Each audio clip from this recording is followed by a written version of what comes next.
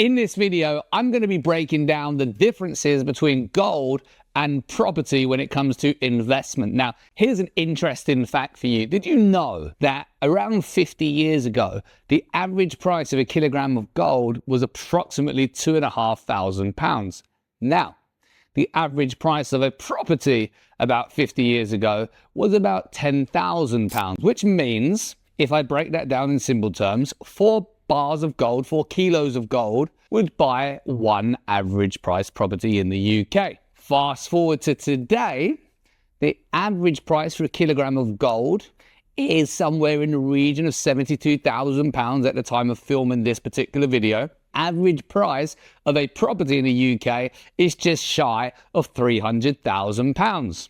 Again, interestingly enough, you could buy one house, average house in the UK, for 4 kilograms of gold. What does that mean? It actually means over the last 50 years, gold and property has actually moved up in value fairly consistently with one another. Now, let's look at the reason first and foremost why gold and property go up so much in value. Because actually, when you think about it, £2,500 to £72,500 is quite a substantial gain, as is £10,000 to £300,000. It's 30 times. Those who are good with fairly straightforward secondary school maths. Secondary school, primary school, doesn't matter. So you can get a good increase in either investment. So then how would you differentiate between the two? What are the key differences between those investments? By the way, the purpose of this video isn't to bias you towards one or the other. It's to open up the differences.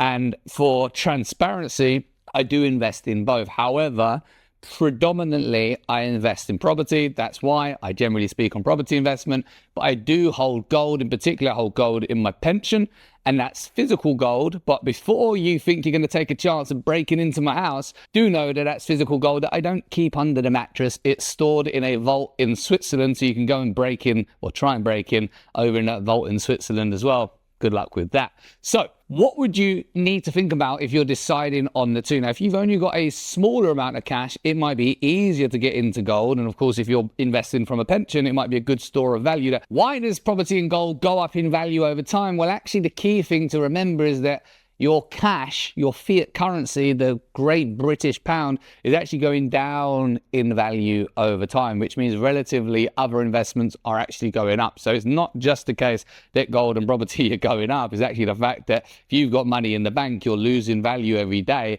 thanks to something we call inflation. The price of money was obviously very different many years ago. So what we're often doing is protecting ourselves against the effect of inflation. So gold, great store of value, property, great store of value. But what are the differences then? Now, I tend to lean towards property for 2 main reasons that I'll break down in this video. Reason number 1 is leverage. Reason number 2 is cash flow. So let's look at leverage first. First and foremost, if I take £50,000 and I go into the Bank of Halifax and I ask them to lend me £150,000 to go and buy £200,000 worth of gold, they're going to tell me no, because they're not going to lend me against my purchasing of gold. However, if I were to go into a bank with £50,000 and ask them to lend me money for a property, then they're going to give me a mortgage, which means rather than just getting £50,000 worth of an asset, I'm actually getting £200,000 worth of an asset. So I'm getting 4 times the uplift when the property goes up in value. Yes, you have to factor in you're going to be paying some interest, but that will come under the cash flow section that we'll talk about in a minute. So let's take a look. If I've got property and it goes up 10% in a year, £200,000 of property, and I'm doing this very crudely. I appreciate there's associated fees, but let's imagine you've got an 80% loan to value mortgage, you paid your stamp, your legals, and you've got a 200k property. If that goes up 10% over a year, and before you start hitting me up in the comments, I'm not saying it will, I'm saying if it does, because it makes my maths very easy. If it goes up 10% in a year, that's £20,000 uplift that you've gained on your £50,000 investment. However, if you got gold and it went up in the same amount, it went up 10% in the year, that's a £5,000 uplift. So because of that leverage, you've now got 4 times the return. And remember, on average over the years, these are going up the same amount in value. So between the two, if I can leverage safely, then I'd prefer to leverage on property and get 4 times the uplift. I'm sure most people in a logical mind would. What about the cash flow then? The other reason I gravitate, and by the way, I'm going to cover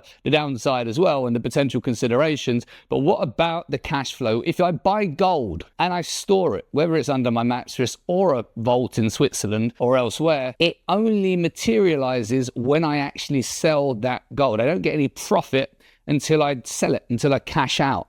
And so I can buy £50,000 worth of gold and it could be worth double over several years, but I'm never going to be able to utilize that cash until I sell the actual gold or an amount of that gold, which means I no longer have the investment. And it's a very difficult way to then live, because the more you spend, the more you decrease your actual investment over time. So you don't get a cash flow from something like gold, generally speaking. However, with a property, if you've got it rented out, if it's generating income after your mortgage is covered, that's the interest part covered off, by the way, after your bills or your maintenance, your voids and insurance and whatever else you may need, and you're generating some level of net cash flow, you've actually got something you can live off in real terms. Because assets, you can't spend gold in the shops, you can't spend a brick in the shops, you can't spend capital appreciation, but you can spend rental revenue when it comes through to you. So you can live on that and you don't need to kill the golden goose that's laying all of the eggs. So from a cash flow perspective,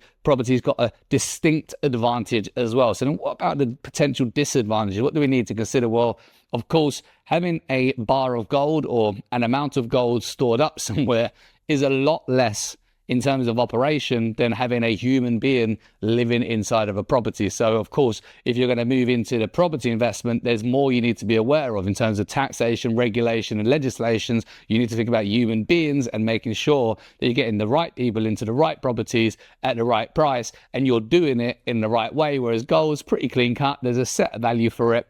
It's fairly simple. It's fairly straightforward. You park it up, you set it, and you forget about it. However, in my humble opinion, as a property investor who occasionally invests in a bit of gold on the side, in my humble opinion, that's a bit that's worth doing. That little bit of extra work when you get 4 times the leverage plus the cash flow is actually a worthwhile pursuit. Let me know what you think in the comments, whether you think property or gold or some combination of both, or maybe you're going to be in the comments going, yeah, crypto. Let me know what you think. And by the way, if you like this content, if you like these discussions, then hit the like and subscribe, and there's plenty more to come. You're welcome.